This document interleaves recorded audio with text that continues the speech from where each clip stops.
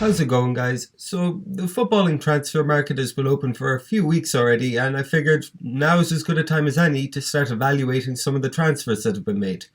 Bear in mind, this isn't me just rating who I think are the top 10 players to have made a move so far.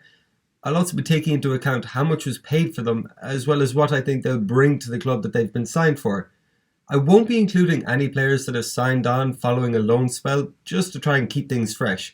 This eliminates candidates such as Alvaro Morata and Alexis Sanchez, but I will be including any player who was technically signed before the transfer window even started, but haven't actually made an appearance for their club yet. Also, this top 10 list was whittled down from a short list of about 20 something players, so if a player is on this list, then I do think that they're a solid signing. Any comments that I make that appear to be negative are just me trying to justify why I have them ranked 8th, ninth, or 10th, as opposed to first, second, or third. With that in mind, let's crack on. In 10th position, I have Francisco Trincao, who's moved from Braga to Barcelona for about £27.7 million. So Barcelona are a bit of a total mess at the moment.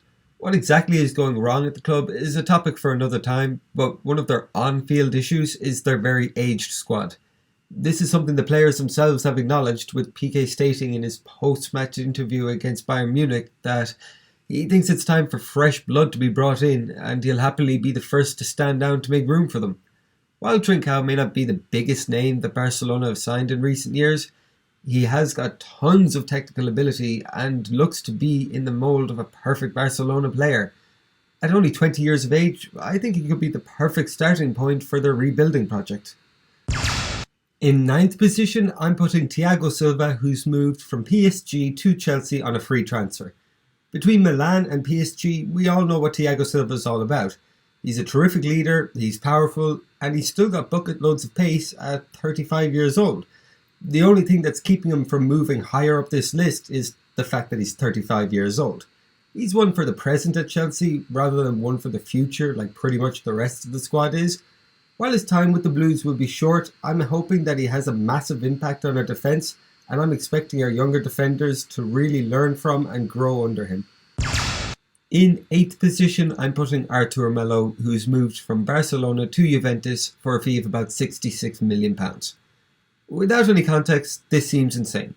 Arturo has been decent at Barcelona, but definitely not 66 million decent. What changes things though is that at the same time as Juve signing him, they sold Miralem Pjanic to Barcelona for about £55 million.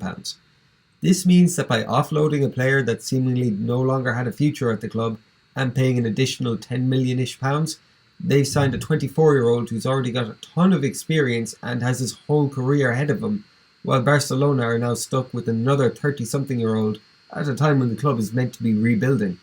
I think we all know who's the real winner here. In 7th position, I'm putting Leroy Sane, who's moved from Manchester City to Bayern Munich for a fee of around £41 million. Given how familiar I am with Sane, it was difficult to rank him this low down the list. There's definitely an argument to be made that he is the most talented player in this top 10. He's lifted the Premier League title in 2 of his 4 seasons at Manchester City and impressed massively while doing so. There's just 2 issues I have that have kept him from landing a higher ranking. The first is that we pretty much haven't seen him in over a year. For the entire 19-20 season, he featured for just 11 minutes. There's no way of knowing what kind of player he will be when he puts on his Bayern Munich jersey for the first time. The second issue I have is that more often than not, he hasn't overly impressed when featuring for his German national team, and there's quite a few similarities between that team and Bayern Munich. I'm not entirely sure how well he will settle in at Bayern, but if they do manage to get the best out of him, then their already ridiculous squad will have just gotten that much stronger. In 6th position, I'm putting Timo Werner, who's moved from RB Leipzig to Chelsea for a fee of around £47.5 million. I feel like this might surprise a few people. How could a Chelsea fan put their superstar new striker halfway down the list? Look, I'm extremely excited to see Timo Werner playing in a Blues shirt, but I do have a couple of initial concerns. The first is that when playing in the Bundesliga, you're pretty much guaranteed one thing from your opposition, that they will turn up ready to take you on in a proper game of football. For Timo Werner, this suited him perfectly, as he is able to use his pace on the counter-attack to devastating effect. Will he be afforded that kind of luxury against opposition like Burnley? Absolutely not. The second thing that I'm bringing up is that between them, Tammy Abraham and Olivier Giroud scored 23 goals in the Premier League last season, plus a bonus goal from Michy Batshuayi. So it's not like we were really desperate for goals up front. Still, I was delighted for Werner when he managed to get his debut goal in the pre-season friendly against Brighton, and I hope that it's a sign of more to come. In fifth position, I have Pierre-Emile Hoberg, who's moved from Southampton to Tottenham Hotspur for a fee of around £15 million. Is it just me, or did this transfer really fly under the radar? I, for one, hadn't heard any rumours linking him with the Spurs until suddenly they signed him. But when I did see that, I thought to myself, that's just made this Tottenham team very strong. They're a team that's often accused of giving up the fight too early in matches or being too nice on the pitch, but in Hoberg, they definitely don't have a player who'll give up the fight too early, and he certainly isn't nice, at least not on the pitch. While he might not be the most spectacular player on this list, he makes it this high up because I think he's the exact midfielder that Mourinho's team needed. And for £15 million, he will undoubtedly go down as one of the bargains of the summer. In the fourth spot, I have Donny van de Beek, who's moved from Ajax to Manchester United for a fee of around £35.7 million. Okay, so he's not Jadon Sancho. But for me, this is a case of United using their head and signing the player that they need rather than the player that they want. They usually do quite well when bringing in touch players, and in Van de Beek, they have a very talented and versatile midfielder who's just as happy to start the attack as he is to finish it, which is exactly what Solskjaer needs in a team of players who all usually want to be the star. Considering he hasn't come cheap, I'd be very surprised if Man United go on to splurge $100 million plus on Jadon Sancho. This might frustrate a couple of their fans, but I think that once they see Van de Beek playing, they'll forget pretty quickly. Starting off the top three, I have Nathan Ake, who's moved from Bournemouth to Manchester City for £41 million. I love Nathan Ake. I really thought that he was one for the future at Chelsea, and I was so disappointed when he left. Since then, he's gone on to really impress at Bournemouth in a team where impressing as a defender should have been an impossible task.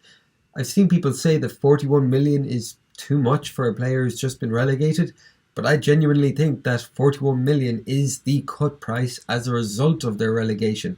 If Bournemouth were still in the Premier League, I think they could easily have stuck another £20 million onto that price tag, and Man City still would have paid it. He's tenacious, he's quick, he's good on the ball, and he's so versatile that he can play essentially anywhere along the back line as well as in midfield. I mean, just 2 years ago, he scored 4 goals in a Premier League season, and that's better than what some similarly priced strikers will get you. All jokes aside, I think that in Nathan Ake, Man City have just signed the perfect defender for them, and at 25 years old, he should go on to have a great career from here. I'm just disappointed that that career won't be at Chelsea. In second position, I have Matt Doherty, who's moved from Wolves to Tottenham Hotspur for around £14.7 million. This is the second example of savvy Spurs spending to make it high up on this list, and if Hoberg was a bargain, then this is an absolute steal. Yes, I know that Doherty is creeping closer to his 30s, and he's only got a couple of seasons of Premier League experience under his belt, but in those 2 seasons, he's proved himself to be one of the best attacking fullbacks in all of Europe. If he manages to avoid injury for his time at Tottenham, there's no reason that they shouldn't be able to get the absolute best out of him for the full 4 years of his contract. Plus, Jose Mourinho has said himself that he doesn't trust Serge Aurier at right back. Doherty might love to get forward, but at least he doesn't look like a worked up headless chicken while trying to defend.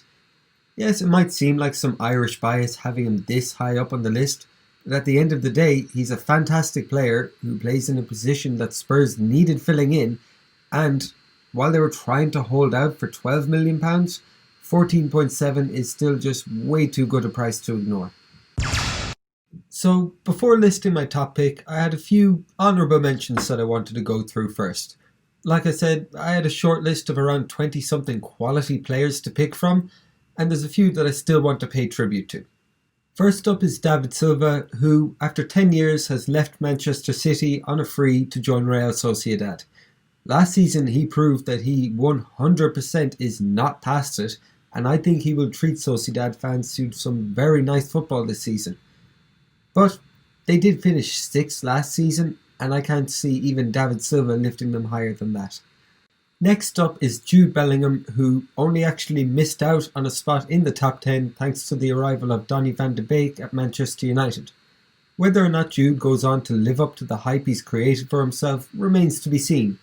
But if Dortmund manage to squeeze even a couple of half-decent seasons out of him, I have no doubt that big Premier League clubs will come sniffing for him, willing to pay a lot more than the 22 million that Dortmund paid, meaning he could prove to be an excellent piece of business for them. The final mention I'm giving is to Rodrigo. I really wanted to put the Leeds record signing into this list, but in the end I just couldn't. His only previous Premier League experience was as a teenager for Bolton, where he was not very good. Even since then, he's only reached double figures in the league twice in 9 attempts for both Valencia and Benfica. On top of this, the lad done in his ACL back in July, so I have no idea when he's even going to make his debut for Leeds, but I'm certain it won't be in the first game week. All in all, I think Leeds might have set themselves up for some real heartache here, but at least they still have Paddy Bamford. In at the number 1 spot, I've gone for Hakim Ziyech, who's moved from Ajax to Chelsea for around £33.6 million. Listen, if I had seen pictures of Kai Havertz holding the Chelsea jersey and shaking hands with Frank Lampard, and he was a confirmed signing beyond any shadow of a doubt, then this spot on the list would belong to him. But he isn't, so here we are. Alongside Pulisic, Ziyech is about the closest player we've got to replacing Eden Hazard. He's simply amazing when on the ball, and while Pulisic is undeniably quicker than he is, he makes up for this in experience. At his time in Ajax, he won the league title, he was runners-up in the Europa League, and he was within an inch of being in the Champions League final just 2 seasons ago. Having been in the same Champions League group as Ajax just last season, Chelsea fans got to see up close and personal what he's capable of. The guy can pass, he can dribble, he can shoot, and I for one am very excited to see how he does this season. So guys, those are my picks for the top 10 transfers so far. It might seem like this list was purely based off my opinion, but really it was actually put together with the help of 2 footballing experts. Those experts being my mates Jack from work and Darren from up the road. It's still only the start of September and the transfer window doesn't close until October, so a lot can still happen. But for now, do you agree with my picks, or has your club signed a big player that I missed? Comment below and hopefully I'll see you all in the next video.